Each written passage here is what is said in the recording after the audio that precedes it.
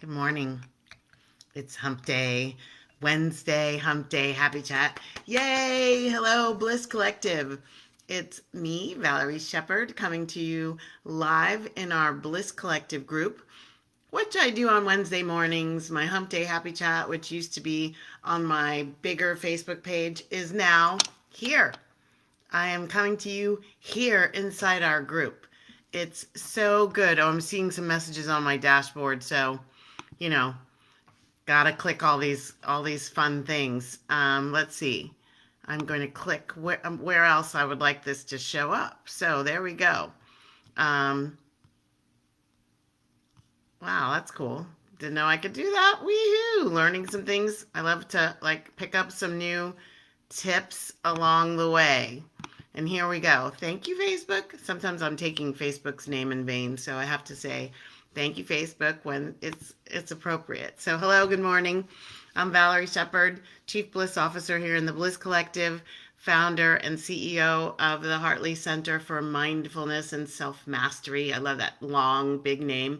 But what it really means is like mastering you and your life so you can exquisitely manage whatever your life brings your way. And so these Wednesday morning howdy do's are to just chat with you live so that everything isn't a post and so you can feel my energy. So let's stop for a minute so you can feel my energy.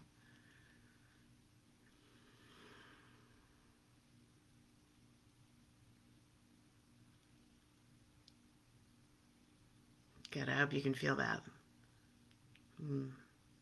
I can. So you can feel my energy and we can create a connection even through cyberspace. Yabba, azaba, ado. So I'll post these things here, and then if you miss them, I'd love for you to type in, if you're watching the replay, to type in pound replay, and if you have comments or questions, I love answering comments and questions. And that's what I'm here for, is to like serve our group to spiral higher into consciousness. Like I say in my book, which is back there behind me, the only way that I know that I've found in life to create a truly happy life, like truly happy, deeply happy, supportive, fulfilling, bliss filled, bliss collective, bliss filled, is to raise your consciousness. It's not from any of the things I was originally taught. No malice to my original teachers, just that ain't it.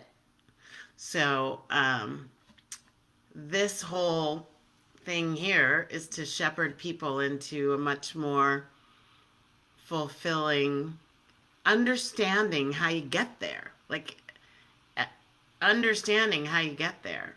And that there isn't even a there. Ha ha. You have to hang out with me a little longer. We'll talk about that. But this excuse my green tea latte is calling me.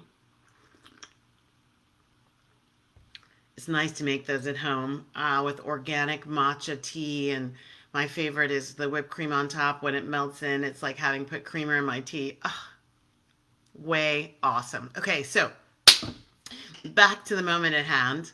The whole idea of this is to like be with you even through the mechanism of video. Thank you very much for that, having been here right now to talk about some stuff.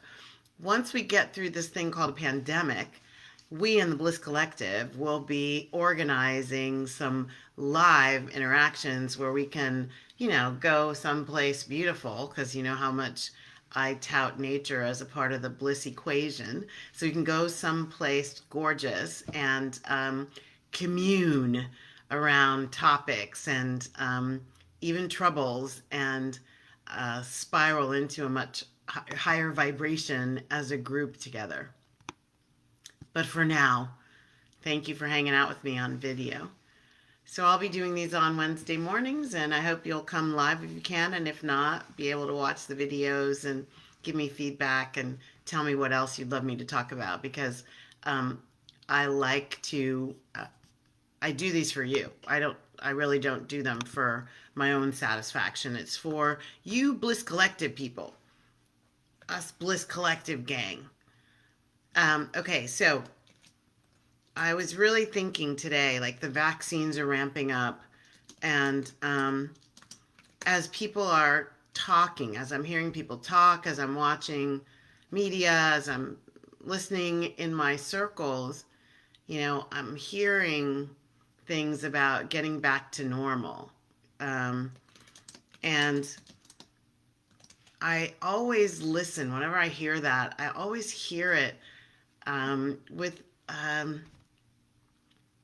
a sense of, like, not that's not so, but a sense of, huh, wonder what that's going to be like for that person. I wonder what things getting back to normal. I wonder what's that going to be like? And does it hold as much promise? Does it hold as much promise for that person as that person thinks it does? And because in what I teach around high vibe living happy to be me. So how am I doing? I'm living happy to be me. That comes with some principles. It also comes with some kind of foundational understandings about how the world works. And what I hear in some of what I'm hearing about a return to normalcy is kind of not supporting people. And what I mean by that is, like, what we had come to know as our home base, where normal is. Like, I get back to my home base, the things that I know, I understand, and I feel comfortable with. That's what I think of home base. I know, I understand, I feel comfortable there. Like, there's no, it's less risky. There are no happening where it's like, where did that come from? Although those things are happening all the time. This return to normalcy, and even people talking about the new normals, really sound a lot like I have to be a certain way, a certain place, and things have to be a certain way in order for me to have my home base, in order for me to feel like I can take an exhale, like in order for me to like everything's okay, everything's great, like my life is fabulous, I love it, like that all has to have a certain look, a certain feel, a certain characterization. And there's nothing wrong. I'm not saying that's wrong. I love the things that I love and the things that I know and feel comfortable with. Here's the question I'm going to pose for you. And I called this Hump Day Happy Chat, Home is Where the Heart Is. And it's a colloquial phrase. I mean, it's been around for a long time, right? When I looked it up, like it's attributed. We don't know if this is actually true, but at least it's attributed to a Roman naval commander and philosopher named Gaius Plinius Secundus. What a name. Gaius Plinius Secundus, who also had a nickname. Yes, believe it or not, Roman naval commanders had nicknames. He was called Pliny the Elder, or just Pliny. Pretty funny, Pliny. And this is AD. He lived AD 23 to AD 79. That's where this phrase comes from. Home is where the heart is. Wow. And over time, like for 2,000 years, it's evolved through time. And in our current day, it's around getting back to what we think is familiar, like where we left our hearts, right? Home is where my heart is. And you even hear it in song lyrics. Home is where the heart is, and my heart is anywhere you are. Like that's a song lyric. And here's the dynamic that I want to bring. Your home is always the place for which you feel the deepest affection, no matter where you are. That's kind of the meaning. Where your deep affections lie, that's your home. And here's the yikes. For most people that I talk with and interact with and work with as clients, that home is outside of them. It's somewhere. They've left their heart. I've moved a gazillion times. I think I've lived in 10 or 12 states now. I visited 22 countries. And I call my home Virginia. And what I mean by that is that's the state I lived in the longest. I was born in that state, and that feels like a place that's a part of me. But I don't relate to a home base as a place where I've left some part of me and I've got to go back there in order to feel whole, in order to get to that happy place that is living happy to be me. And the home outside of ourselves, the home in another person, the home in an environment, the feeling at home with a set of routines that we know how to manage and that we think are the right set of routines, the right way to do things, the way it should be happening and unfolding, the way my life should look and what I should receive and what I'm entitled to because I've made it to here or here or here. Like having those things be home where we feel safe, where it feels familiar, where we feel like we're understood and we're seen and we're heard and we matter. Having those external things be what drives us is dangerous. And I mean that word in the sense of dangerous to our ability to be happy, dangerous to our ability to experience bliss, dangerous to our ability to just take an exhale and feel like I'm okay.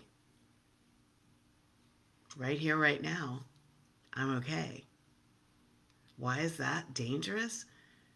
Because in the Bliss Collective foundational teachings, anything outside of you can change at any moment. You have no control over any of that.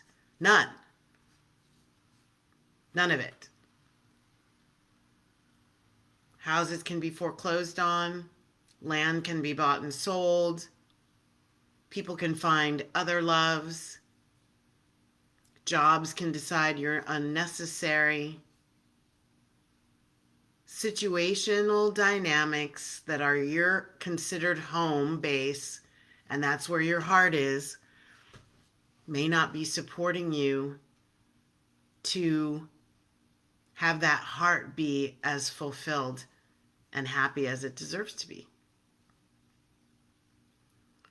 The whole idea in this Bliss Collective of the kind of living that's going to take you to the highest is where the home, your true home, is your heart, right? Okay, so look at the literal statement. Home is where your heart is. Well, where is your heart literally? Not the affections of the heart, but the power of the heart, the frequency of the heart, the intuitive, essential nature of the heart, the soul that resides home in the heart. It's in you. It's in you. That's the only home you truly need. The other things are great. They're awesome. Not knocking it. Like I said, I call Virginia my home. And if I never get back there, I'm none the worse for wear.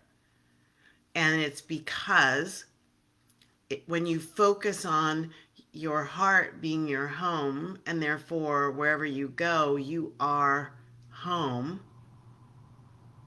Wherever you go, when your heart is your central focus, when you make your relationship with yourself about the most essential relationship you have, it's not with your employer, and it's not with your BFF, and it's not with your parents, it's not with your lover, it's not with your dog or your cat, it's not with the moon, it's with you. And when you put your life energy external to you, this part of you, you become a desert. Not a desert oasis, a desert, meaning dry, cracked earth where you have put no nurturance, no, I have one earring on. This is a new look. My new look. That's pretty funny. Guess I didn't get around to the second one. um, you don't nurture this part of you, which really no one else can nurture but you at the highest levels. It becomes a desert oasis. It's not there to support you. What I mean by that is it doesn't support the life that you're living. It doesn't support the you giving into that life, expressing yourself into that life. And then when any of those external dynamics changes, well, everything's done because it's no longer home. It's changed. And like now we're talking whatever the new normal is, and who knows what that'll be. And for every person, it'll be different. So, this idea of home will be the place where you feel the deepest affection should be for yourself. Where you feel seen and heard and understood. Of course, you should see yourself, hear yourself, understand yourself, advocate for yourself, support yourself, care for yourself, nurture yourself, love yourself. Home is where the heart is.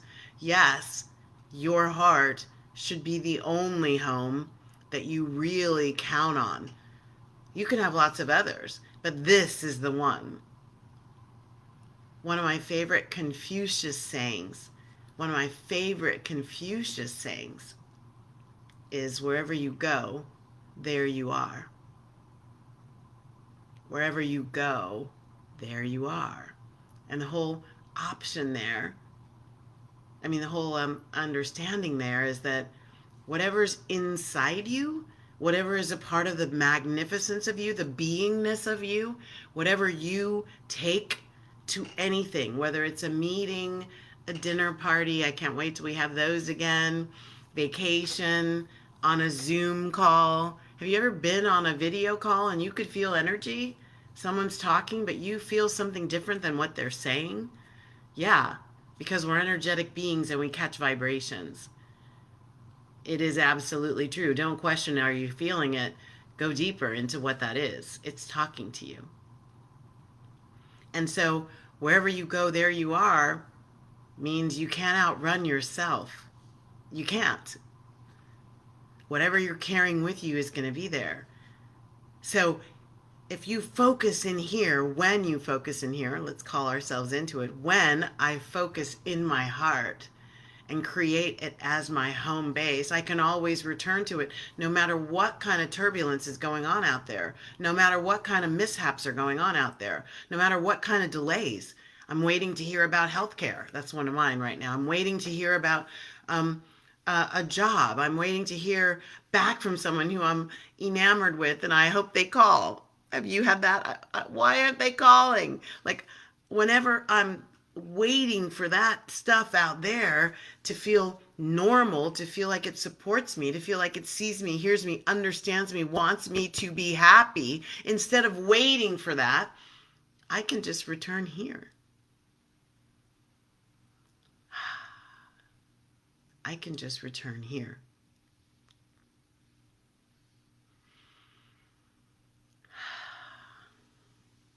I can just be here wherever I go. And then my home base is always with me, no matter what is going on around me. High vibe living is about making yourself the most important relationship in your life, about making your heart's desires, your heart's messages, your heart's intuitive, essential communication, your home base, where you find your direction, where you get that sense of centeredness, where you feel unequivocally tethered to all that is, where you know you belong, where you feel wrapped in unconditional love. Like, I'm so in that place right now, I cannot move my hands off my heart. I would invite you to try it. It's a really beautiful anchoring, like a reminder. Oh yeah, This is it. This is home for me. Home is where your heart is. Go to your heart. Go to your heart in gratitude. Go to your heart in forgiveness. Go to your heart in love. It will always steer you in the right direction when you really get to the center, when you strip away the stuff. And for me, this is the most powerful thing when I say go to the heart. What I learned about myself that I write about in my book is that I had a lot of stuff, a suit of armor. I'm still taking the armor off, but a deep suit of armor over my heart that was filled with a lot of things underneath the surface of me, subconscious and unconscious wounds that I had to go on a treasure hunt for so that I could free my heart to be really the magnificence that it already is endowed to be. So you might have to do a little bit of dancing with stuff that's not supposed to be there. And by that I mean it's not yours, not really yours. So this idea of wherever you go, there you are. You can't outrun yourself. Your relationship with yourself is key to living a high vibe, bliss-filled life. What do you do? What do you do? What are your boots on the ground? When I brush my teeth tomorrow, I'm doing it. Okay, so there are a couple of things to keep in mind. And these aren't steps, like you check them off a box. These are things that are, you evolve into them every single day for the rest of your life. Every single day for the rest of your life. This is not one of those, okay, now that I lost 5 pounds, okay, I'm done.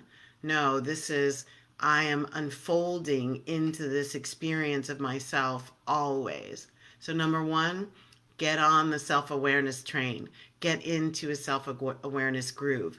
Be a fly on the wall of your life. Start noticing, how am I acting? What am I saying? Where am I putting my trust, my faith? Where is that? Oh, it's out there. Why is that? What has put me in an externally facing, externally trusting, externally needing, right? A conditional world. What has put me there? And is it serving me? Not is it right or wrong? Is it serving me? It can serve other people for a while. It's about, is it serving me? Is it serving me? Fly on the wall. You might journal. I don't like journaling personally, not my thing, especially because I'm a right-handed person with a disability in my right hand. Like I can't write for long periods of time. And when I do write, it doesn't look that great. And it's taken a long time to try and teach myself to write with my left hand. It's been 5 years, not happening. So what I prefer is a dictation program, or I speak my journal into my phone, into my voice recorder, and then I have it transcribed. Or I just go back and listen to myself, which I like doing. To hear me talk to me, for me, from me, to me, about me, that's pretty wicked. It's pretty wicked. So you could speak it. You don't have to get a journal and blah, blah, blah. A lot of people aren't into that, including me. The whole point is not how you do it, it's that you do it. That you keep track of the way you are being you in your life, because everything in your life springs from that. Everything in your life springs from the way you express you, bring your vibrational energy into the world as you. Wherever you go, there you are. The next thing would be to create a forgiveness practice. Create a forgiveness practice. I have taught Ho'oponopono. That's one of my favorites, ancient Hawaiian origin around forgiveness. I recommend the book Radical Forgiveness by Colin Tipping. I've done one of my favorite practices also is from Dr. Sean Duperrin in Project Forgive, who has a beautiful practice that has gone global called Accepting the Apology You'll Never Receive. And I'd be happy to share that with our collective, and maybe we'll do Zoom and we'll all do that. It's really powerful for forgiveness, clearing the heart, right? You don't forgive so that other people feel that you've forgiven them. I forgive so that my heart gets uplifted. My heart releases a pocket of pain that I've been carrying about a situation that isn't even real right now in this moment. So forgiveness is not for them, it's for you. Like, you forgive so that you are free, so that your vibration goes up. When you're carrying old pockets of low vibration energy, and it doesn't matter what they came from, doesn't matter. If they're low vibration, you're locking yourself into experiencing more low vibration things. Why? Law of attraction, law of reflection, law of karma, law of reciprocity. As you give, so shall you receive. So you're giving low vibration energy. Think about Pigpen. I put that in my book as well. Pigpen is a perfect example. Pigpen is a Charles Schultz character in uh, what's the name? It's not coming to me right now, but it's a character, and he's always walking around in a cloud of dust.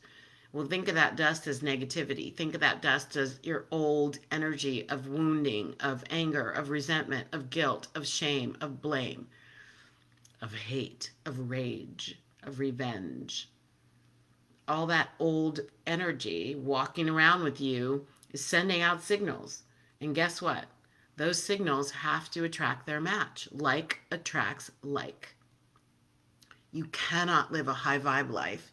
You cannot create your bliss and experience your bliss for any sustained period when you're walking around in old energy that's holding you back.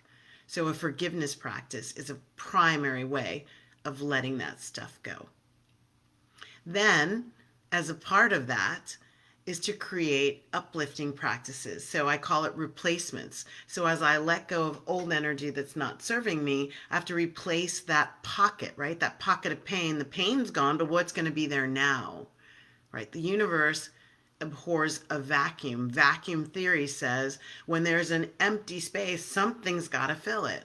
So you have to be directive about that. You have to take responsibility for what are you going to fill that space with.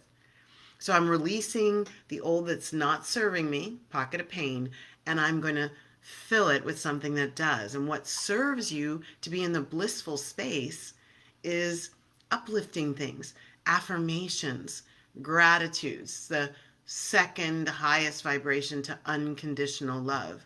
Go into gratitude, even gratitude for your forgiveness practice and gratitude for what you learned from whatever that pocket of pain was. Here's one that I really, really like, and I'm going to call you into it and ask that maybe you even post what you did. So I love gifts. I love gifts. I love giving gifts. I love receiving gifts. And so one of your uplifting practices might be that you commit to giving yourself a gift every day. Gift yourself something every day. So for me, sometimes I go outside. I have a hummingbird feeder on my deck, and I sometimes will just go sit there for a few minutes, and I kind of get in the space of come closer, hummingbirds. And then when they come, I just let myself experience them. And they come. And I've actually been even holding the feeder, and they've come and fed while I'm holding the feeder, right? You got to clear your heart of fear and anxiety and that kind of stuff, but they will come. So that's one of the gifts I give to myself. One of the gifts I give to myself is my green tea latte. It's made with organic Japanese matcha and whipped cream. It has nutmeg in it. It's one of my favorite things to start my day, and I love it. That's one of my gifts. Uplifts me right at the beginning of my day. Another one of my gifts is meditation. Another one of my gifts is nature walks. And while I'm in nature, I actually stop and talk to nature. So if I see a beautiful plant blooming, I thank it for blooming. That's gratitude. Are you getting the idea here? It's of your own creation. What I do doesn't have to have any meaning to you whatsoever. You can think, that's not going to be mine. The whole idea here is you release the pain, you create something to take its place that is purposefully uplifting, directed at you, and then you live it. You live it. Your vibration spirals up, then you are in the higher vibration that we're about here in the Bliss Collective. It's that easy. And then the last thing I say, and I'm a passion, a zealot for this. Laugh and play more in your life. Get out of the habit of being in a linear progression towards some outcome, being in a linear progression towards some accomplishment, being in a linear progression toward the next shiny object, and divert. I think it was Robert Frost who said, straying marks the path. So get off of this linear progression. Maybe tiptoe through the tulips. That's an old reference, Tiny Tim. Like, tiptoe through the tulips. Stop and smell the roses. Go laugh and play more. I'm a certified laughter yoga leader, and I like that. It's a way to laugh. And I have a laughter group that I laugh with on my phone, 8 o'clock in the mornings. I don't do it every day, but it's wonderful. 20 minutes of laughter. I even do it while I'm walking. People who see me walking, they think I'm on the phone laughing at a friend. Nope, I'm laughing with my laughter group. All we do is laugh, no talking, just laughing, done. Laugh and play more.